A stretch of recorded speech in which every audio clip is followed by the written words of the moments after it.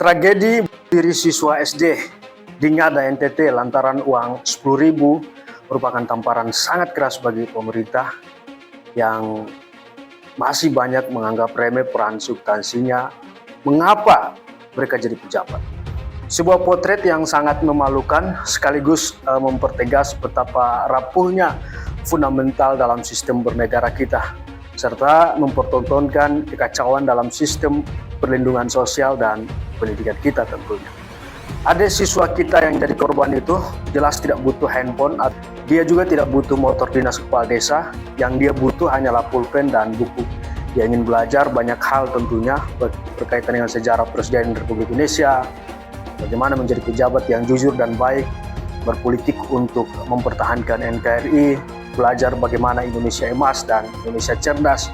Intinya dia ingin cerdas, pintar, dan bijak demi kelangsungan bangsa dan negara. Mana pidato pejabat yang berapi-api soal Indonesia emas 2045? Mana omongan manis soal merdeka belajar yang bergebu-gebu? Anggaran triliunan untuk makan bergizi gratis, tapi lupa bahwa masih banyak anak-anak yang butuh menulis gratis, pendidikan gratis sebelum makan. Percuma dong kenyang kalau adik-adik kita depresi karena nggak mampu beli pulpen atau tidak mampu membayar uang sekolah, tidak bisa belajar dengan aman dan nyaman gitu. Ini juga fenomena ternyata keluarga korban tidak pernah menerima bantuan sosial selama 11 tahun karena masalah KTP atau domisili. Ini sangat miris sekaligus tragis, sebuah indikasi kejahatan dan kekerasan administrasi yang sangat nyata. Bukankah birokrasi kita seharusnya dirancang dengan asumsi bahwa semua warga negara memiliki hak akses pendidikan yang layak tanpa memandang si kaya atau si miskin, sebagaimana standar sosial yang dibuat oleh orang-orang yang sok seperti Tuhan. Mengapa rakyat yang terbatas pendapatannya karena terkuncinya akses lapangan pekerjaan tidak dipermudah dalam mengurus surat pindah atau mutasi? Menteri Sosial dan Menteri Pendidikan mereka kerja atau banyak omon-omon sambil duduk makan gaji buta. Nampaknya negara kita lebih percaya pada database yang tumpang tindih daripada melihat kenyataan tragis di lapangan.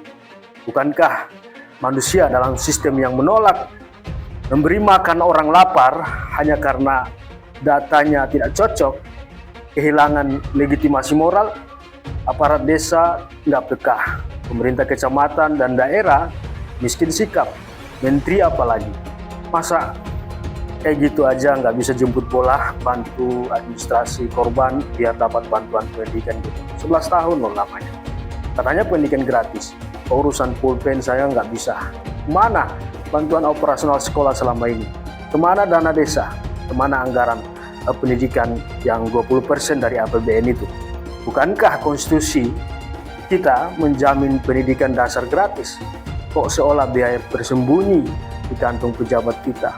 Pendidikan gratis macam apa ini? Untuk siapa? Merdeka belajar. Kenapa anak usia 10 tahun memilih buku? Tentu ini merupakan wujud pembunuhan. Sekolah adalah semesta sosial utama bagi anak SD. Tidak punya buku, sementara teman-teman punya buku adalah pukulan bagi harga dirinya. Rasa malu yang akut karena kemiskinan bisa picu putus asa setara depresi klinis pada orang dewasa. Masa anak-anak kita yang seharusnya belajar dan tumbuh cerdas justru terbebani oleh beban ekonomi orang tua? Dalam urusan ini terlihat semakin krisis solidaritas kita.